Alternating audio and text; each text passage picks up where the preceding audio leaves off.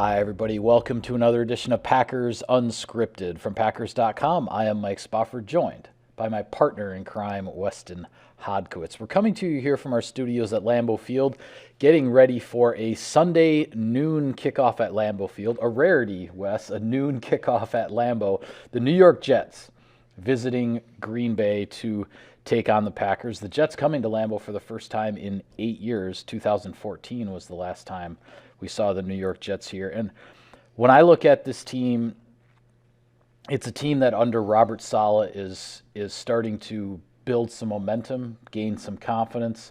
Robert Saleh is trying to pull the Jets as an organization out of sort of an extended period of doldrums here, some really rough times in recent years. And they've got a young running back by the name of Breece Hall out of Iowa State. And I tell you what, this looks like about as pure a dual threat running back in terms of running the ball and catching passes for a young player that he's making that offense go. Well, and certainly you look at the plays he made in that win over Miami, that wheel route, he comes free down the sideline, 79 yards, comes a yard short of a touchdown on it. Just a salty group. I mean, that's when I looked at this matchup. These uncommon opponents are always difficult, Mike, because you don't really, truly, we don't really talk a lot about, the AFC East, AFC North. Yeah, I mean, I haven't sat and watched like the New York Jets play a football game. Usually if I have a chance to watch a game that's not, that's obviously not the Packers, I'm trying to either watch somebody from the NFC North or somebody else in the NFC. So we just don't see these teams. But it does look, when you look on paper, when you watch that game last week, it looks like they are finally making that change. With Mike LaFleur as the offensive coordinator, they ran Michael Carter a lot earlier in the season. It seems like that scale's starting to tip more now towards Hall, who is, I believe, the top drafted running back in this year's draft. Very dynamic player. And second-round pick, I believe. Second-round pick, I believe it was 36th overall. Yeah. You look at the way they are structured offensively. They had the injury with Zach Wilson. Joe Flacco had to step in for a few weeks. Wilson is now back behind the controls. And, Mike, honestly, I look at how they are configured offensively. They have threats really everywhere. Garrett Wilson got off to a fine start, has been a consistent performer for them. Their leading receiver, the 10th pick in this year's draft. A lot of dangerous type of receivers that Green Bay is going to have to deal with at a plethora of different positions. So, as I said, this is a game that you cannot take for granted because I think the Jets being at 3-2, the momentum has turned. You and I watched those training camp practices last year against the Jets, and there definitely seemed to be kind of a dearth of talent at that point in time. Yeah, their roster last year when they came to Green Bay for the joint practices versus what Robert Saleh has on his roster this year, it's like night and day. But through the draft, through trades, Corey Davis, I mean, when you look at all the talent that they've acquired now, the key thing is going to be Zach Wilson and where he is at in year 2 of his development, but he has no shortage of weapons to turn to. There's a lot of intriguing players with this Jets roster. Yeah, absolutely. You mentioned Hall and Carter, the two guys in the backfield. Pass catching wise, they have 6 different players, mixture obviously backs, tight ends, receivers, 6 different players who have at least 16 receptions through the first 5 games of the season. So whether it's been Joe Flacco or Zach Wilson, they haven't had any problem spreading the ball around in that regard. Defensively, 2 statistics jump out at me the most. First is the interceptions in the secondary. They have 7 interceptions on the season, which is just 1 off of the league lead. 8 is the most that any team in the NFL has through the first 5 weeks. But not only the 7 interceptions, but 6 different guys have at least 1 interception. They have 1 guy with 2 and 5 other guys with 1. And then as far as that pass rush up front, and I mentioned this in our 3 Things video, which we shot shortly before we turned on the cameras here for Unscripted, the last 3 games, this pass rush for the Jets has piled up 32 quarterback hits. Now, for the season, they have just 10 sacks. Yeah. But when you look a little bit further into the numbers, that it's kind of misleading because 32 quarterback hits over the last 3 games, 16 of them last week against the Miami Dolphins. And yes, the Dolphins were dealing with the injuries, backup quarterbacks, and all of that. But 16 quarterback hits in one game, 7 of them from Carl Lawson all by himself. this is a pass rush that, even if they're not piling up a bunch of sacks, they can make life difficult for opposing quarterbacks, and pass protection is going to be a big key to this game for Green Bay. The best coaches, I'm talking about position schematic in the league, and even in college, you see that jump in year 2. You're seeing it with Lance Leopold right now at Kansas, right? Guys that just mesh what they have with a few new pieces, and then you start seeing the culture change, the chemistry come. And I think that's what you've seen in year 2 here with Robert Saleh. His defenses, when you go back to his time in San Francisco, they were almost without equal. And it's funny that all it took was 1 year to start seeing the same thing from this unit. 41 quarterback hits this season. Yes, only 10 sacks, but 41 quarterback hits. We listened to Packers passing game coordinator / defensive backs coach, cornerbacks coach Jerry Gray on Wednesday night talking about how the good defense is marrying up the pass rush with the coverage. Yeah. 41 quarterback pressures, Mike, 7 interceptions right now on the season, an 81 opposing quarterback passer rating. Yes, it might not just be about getting the sacks, but seeing where that shows up in other areas for the Jets has been very important. They also probably have one of my favorite inside linebackers in the National Football League in C.J. Mosley. I thought that was a really savvy acquisition for them a couple years ago. Again, you look at their roster, there's not a whole lot of household names, especially on the defensive side of the ball, but as a unit, by and large, they're kind of playing to that Robert Saleh standard. Yeah, when you look at what the Jets team has done to get to 3-2 at this point, what jumps out at me, the 2 road victories at Cleveland and at Pittsburgh. And I know those are 2 teams that, have had some struggles and some ups and downs, but the Jets were down double digits in the fourth quarter of both of those road games. The comeback against Cleveland was borderline miraculous with the onside kick, and then Flacco leading another touchdown drive after before the onside kick they had hit a big, I think it was a 75-yard touchdown pass or something like that. Then a couple weeks later, they're in Pittsburgh, and they're down a couple scores in the fourth quarter, and they rallied and pulled it out. If the Packers, if things go really well for the Packers for 3.5 quarters, and Green Bay has a 13-point lead with 7 or 8 minutes to go, this Jets team is going to feel like they're, hey, it's still anybody's game, because that's the way they've played this year. They are not. You're going to have to get a 3-score lead on these guys in the fourth quarter. Before you might start to break their spirit a little bit, because they've proven they can come back on the road. They're not intimidated, and the way they played these comebacks on the road, they sort of have played with nothing to lose. Yep. And the Packers are going to have to be ready again, unless Green Bay can get up like 20 points on them or something like that. The Packers are going to have to be ready to play 60 minutes again, which has been the biggest issue for this Packers team, is putting together a full 60 minutes to put somebody away. Yeah, because last week they start so fast. Other weeks it's been kind of a slow start, and they've come together in the second half. Right. It is about stitching those 4 quarters together. The 2 areas that I look at this matchup for Green Bay that are going to be essential, the first one is basically just taking last week's, what we appeared to be the keys to victory, and honestly just putting them through the Xerox and restarting the whole process. Much better receivers, much better weapons, as I said, that Wilson's going to have, but you have to get after Zach Wilson. Still, 2 starts he's had, only 1 touchdown against 2 interceptions. He's been sacked 3 times. Joe Flacco was sacked 9 times before that. 12 sacks on the season. This is a big moment for Rashawn Gary, Kenny Clark. You look at the left tackle situation. They lost Becton right at the beginning of the season. Dwayne Brown is signed. He injures his shoulder immediately, so then he's out. Now he's back. You have to be able to get some opportunities there. The secondary for Green Bay, we've talked about the dearth of interceptions, the lack of interceptions so far. Jair Alexander's only 1 right now from week 2 off of Justin Fields. You have to find ways to turn over football. I feel like this is a good opponent. But in order to do that, it goes back to Hall. It goes back to making sure that Michael Carter doesn't get going.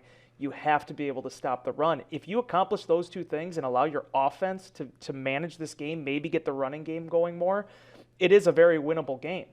But if you don't check those boxes, I look at the Jets a lot like I look at the Giants. I mean, it is a team on the come up that doesn't have anything to lose. Yeah, absolutely. And we talked on our last show about how, we'll be watching from the press box defensively for the Packers to try to see is that pre-snap urgency, that efficiency to get to your spots, to study the formation and what the offense is doing, and then to be able to react and not react and potentially attack, not to be that half step slow because you didn't quite get to your spot just in time, or you're trying to make a last second adjustment but then the ball is snapped because that adjustment should have been made 2 or 3 seconds prior to that. So all of those things will be interesting to watch with regard to the Packers defense. Offensively, I feel like from a key to victory standpoint, it's the same conversation that we had after the loss to Minnesota when the Packers are coming back home and we're going to face the Chicago Bears, and we talked about the offense getting back to working through the running backs, through Aaron Jones and A.J. Dillon, whatever it takes to get them the ball in whatever fashion you want to get them to. But I think if this offense does what it did against Chicago back in week 2 and resets and really works through those 2 running backs, 33 and 28, you're back at home. This is another opportunity to go through that reset with the offense and get back to what you do best, and that's what I expect the Packers to do on Sunday. I agree. And for Green Bay, it does go back to, can you perform in a balanced way for 60 minutes, being able to control the tempo of a game? Matt LaFleur, that has been the hallmark for the last 3 years, allowing your offense to find itself and to build off that momentum and sustaining it. There has been issues as far as coming out of the gates, finding that, capturing it, but if you're able to actually carry that through, more times than not, the Packers have been a really good second half team. You look at the Jets, on the other hand. The Jets, there is a huge disparity in the second half for the Jets. They have 3 points in the third quarter this year. They have 58 in the fourth. Right. They have come on in a lot of different ways. Now, that probably indicates a lot of playing from behind, but it also shows you it's a game team that is not giving up on itself. I think I look at this Packers offense. If you're able to get the 2 backs going, I'm not going to say the 25 touch stat anymore, but being able to make sure that the ball gets in those guys' hands and building off of that. That's what Aaron Rodgers was kind of talking about too. One thing Green Bay has really not been able to establish through the first 5 games is allowing the big plays, explosive plays to happen based on the constructs of the offense. Not from extending a play, not from a coverage breakdown, but literally being able to meld some of those things together. And I believe that's going to be the key in this one. Because again, if you allow that defensive front to get pressure onto Rodgers, if you allow them to be able to get a couple takeaways, the -3 on the season is not a mirage. That's what Green Bay is right now, and it's one of the reasons why they've had a hard time winning these games early on. Yeah, I mean, really, on both sides of the ball for the Packers, it's about establishing a certain level of play. We hear the players talk about, on both sides of the ball, talk about the standard, and it's about being able to play. I mean, nobody's going to play the perfect game or the perfectly consistent game. But it's about being able to play to that standard, not just for, 7 out of 11 possessions, but maybe more like 9 or 10 out of 11 possessions, right? And to be able to reach that standard more often and on a more consistent basis.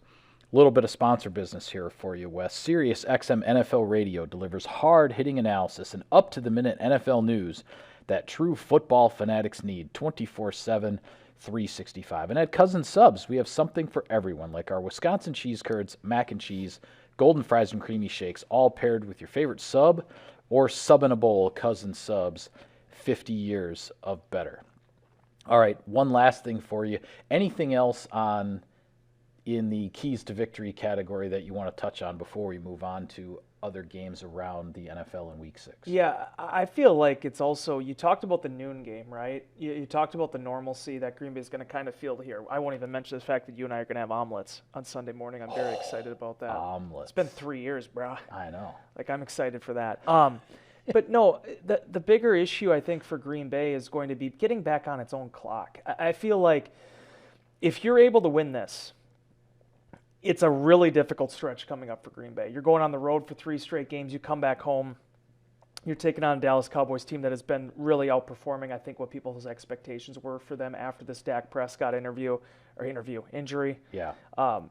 And maybe also the interview, but I know what you meant. And then also the Tennessee Titans. The Packers have 8 games here before we're talking about a bye. Right. Yeah. So it's still a long stretch before the players really get to rest and recuperate. But I do look at this as an opportunity because Green Bay, for the most part, actually got out of London in pretty okay shape. You got to make sure Aaron Rodgers' thumb's chill. You got to make sure that that's okay. You do have the hamstring injury of Christian Watson, but otherwise, I think there was like 5 or 6 guys on the injury report, which is great for Green Bay's standpoint. So if you're able to pick up this win, if you're able to get your body clocks back set before you hit the road for Washington, which is a game Green Bay should be heavily favored in, I feel like that's going to be sort of the thing that catapults you into the second half of the season.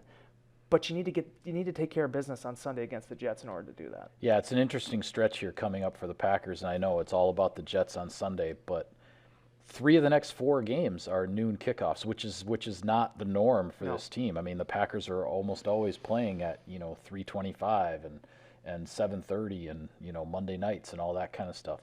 3 of the next 4 are noon Central Time kickoffs with the one primetime game at Buffalo mixed in here over the next month. So be interesting to see just how the team handles that.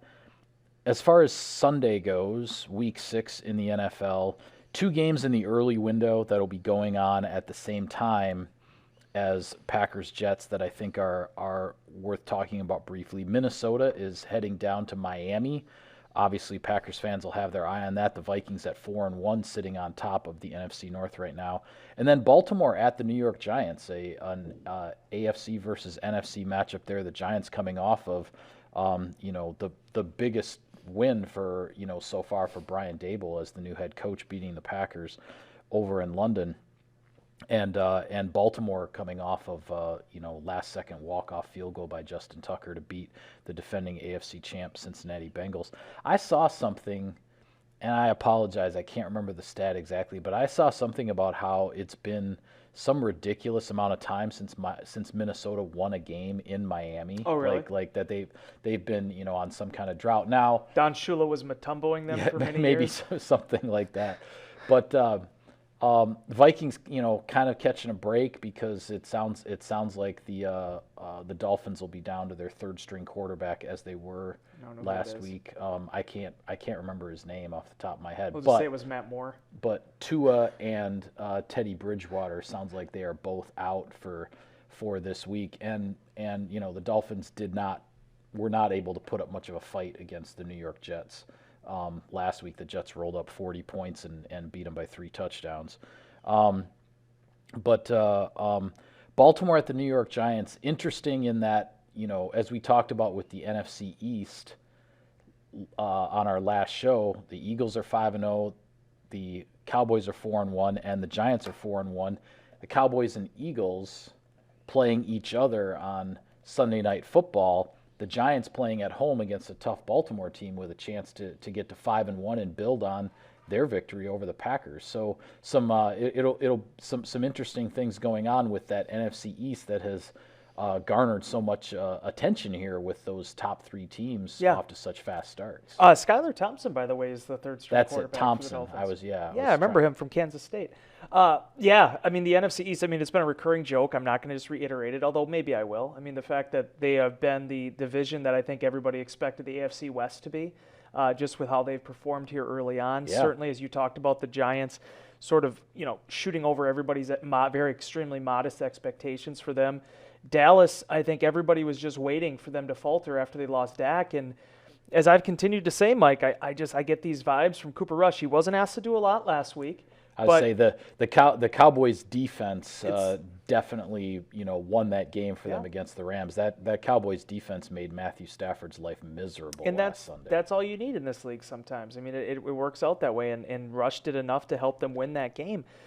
Philly is a team that has been really athletic, versatile, deep, been incredibly impressive. For me, though, even though Thompson's going to be in there, I will be interested to see what the game plan is that Mike McDonald develops for that matchup with the Vikings, because there are a lot of different aspects I still feel like with the Dolphins offense that even if you don't have necessarily your starter or the Tua that's available, Jalen Waddle and Tyreek Hill can still find ways to get the ball in their hands and make a defense pay. Well, and we all know how much things can change with backup quarterbacks when they get the full week of preparation with the game plan, as opposed to what happened to Skylar Thompson last week, where he was thrown into the game, after the first series when Teddy Bridgewater was removed. So you do expect Miami to look a little different and potentially offensively look a little bit more like themselves, just because Thompson would be handling the practice reps for the full week, as opposed to doing the cold coming in off the bench kind of thing. I said Mike McDonald, by the way. Mike McDaniel. My apologies. Yeah, I knew who you meant. Yeah, maybe they didn't. One other one that's to talk about, I know it's an AFC matchup, so it doesn't have any direct implications on the Packers, but late Sunday afternoon after the Packer game against the Jets is finished, Buffalo at Kansas City in the AFC, and I believe this is something like the fourth time in the past 20 or 21 months, something like that, that Buffalo is playing at Arrowhead Stadium against the Chiefs when you combine regular season and postseason matchups. Kind of crazy that they're in this. Packers have been there before, whether you're talking about San Francisco or these other places where it feels like you're getting sent there like every couple of months to play a game. But Buffalo at Kansas City, a very interesting one in the AFC, and two teams that have met in the playoffs regularly, and who knows, maybe they're headed for another playoff meeting as well. That stat that they had last week, and kind of like your thing earlier, I'll probably botch this a little bit, but that stat about fourth quarter comebacks that Patrick Mahomes has had now in his career, did you see that? Like, I think he has like a winning percentage when his team is trailing by 10 or more points in the fourth quarter. Like, he thinks he's like 12-9 or something like that. I mean, that's crazy. Like, to be able to be that resourceful, I mean, certainly you need a defense to be able to help you out there, but it speaks volumes. And I think, as I said last year after that playoff game, I'm like, this is going to be the Batman and Joker here of the National Football League for the next 10 years. These guys can continually see each other. Yeah, they're Pat both from Mahomes the same and draft Josh class. Allen.